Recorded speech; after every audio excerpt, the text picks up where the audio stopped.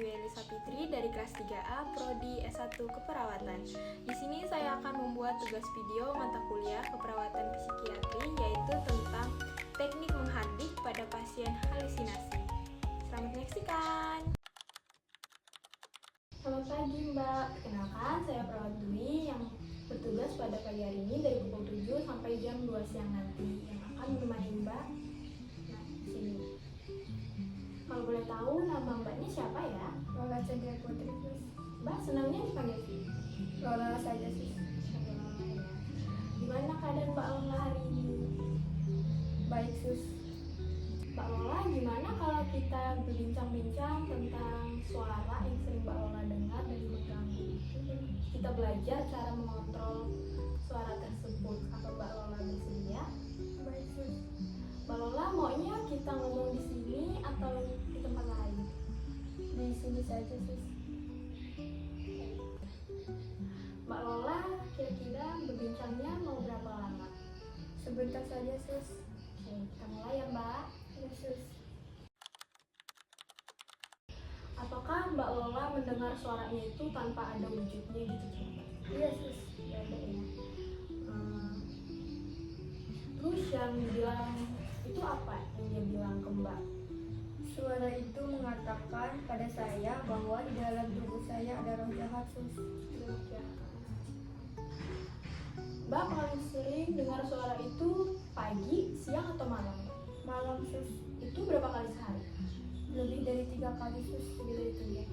Terus waktu mendengar itu tuh Mbak lagi sendiri atau pas sama orang lain? Ketika saya sendiri sedang duduk di kamar, Sus. Di kamar ya. Waktu dengar suara itu gimana perasaan Mbak? Saya takut dan cemas, Sus. Terus apa yang Mbak lakuin? Saya ketika mendengar suara itu berteriak agar suara itu diam, Sus. Apakah mempan? Tidak, Sus. Baik Mbak, yang Mbak alami itu bisa disebut dengan halusinasi. Ada cara untuk mengontrol halusinasi yang Mbak alami, yaitu dengan cara pertama menghardik, kedua minum obat yang teratur, ketiga bercakap-cakap dengan orang lain, dan keempat melakukan aktivitas. Hari ini bagaimana kalau kita latihan cara menghardik suara tersebut? Apa Mbak bersedia? Bersedia, Sus. Di sini saya akan praktekkan terlebih dahulu caranya, kemudian nanti Mbak praktekkan kembali seperti yang saya ajarkan.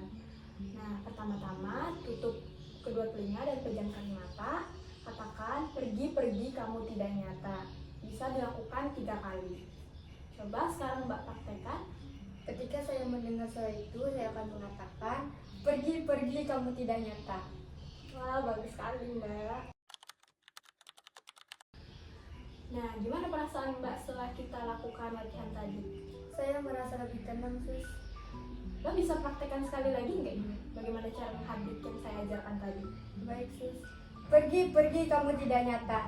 Nah, bagus sekali Mbak Lola. Jadi kalau suara itu muncul lagi, silahkan menghardik dengan cara yang saya ajarkan tadi ya.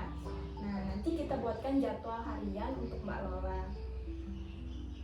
untuk terus rutin berlatih. Nah, besok kita ketemu lagi ya di jam 10. Kita belajar lagi cara yang kedua, yaitu rutin untuk minum obat.